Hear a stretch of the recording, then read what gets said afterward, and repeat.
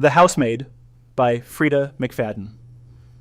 This story is about a girl who thought she finally got the perfect job, but ended up trapped in a nightmare she couldn't escape.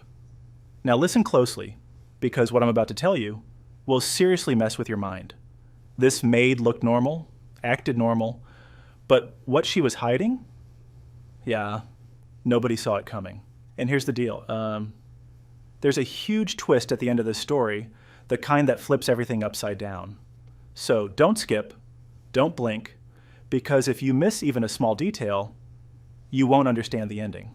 So we meet Millie, a girl with a past she doesn't talk about.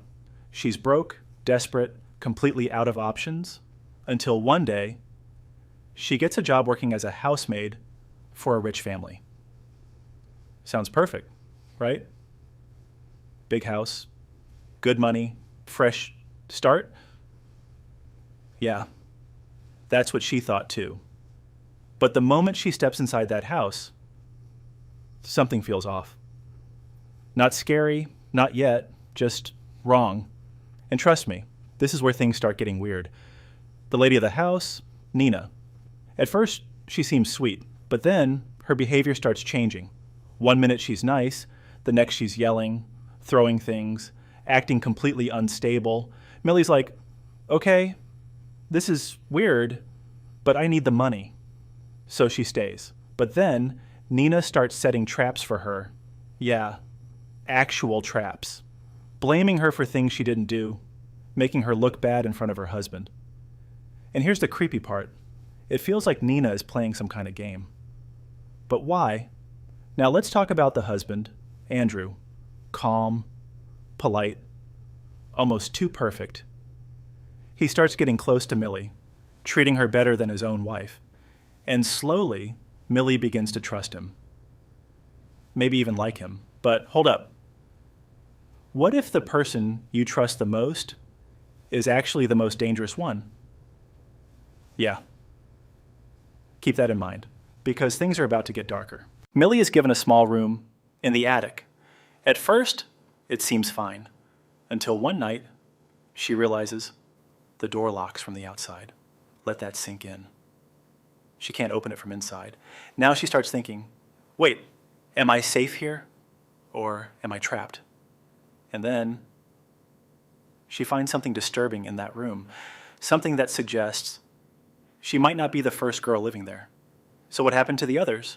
At this point, everything flips. Millie starts digging deeper, and what she discovers changes everything. Nina isn't crazy. Yeah, you heard that right. She's not insane. She's scared. Scared of her own husband. Which means Andrew isn't the hero, he's the villain. All those perfect husband vibes, yeah, that was just an act. Andrew is controlling, manipulative, and way more dangerous than anyone realized. He isolates women, traps them, controls their lives, and now Millie is his next target. But here's the twist. Millie isn't who she seems either. Yeah?